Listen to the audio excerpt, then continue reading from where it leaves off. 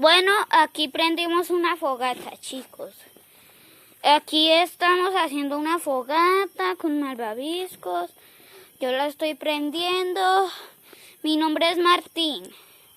No me puedo presentar porque estoy tomando este video. Entonces les presento a mi gata caminando por allí y la fogata. Y miren el humo. El humo llega muy lejos. Y mi finca.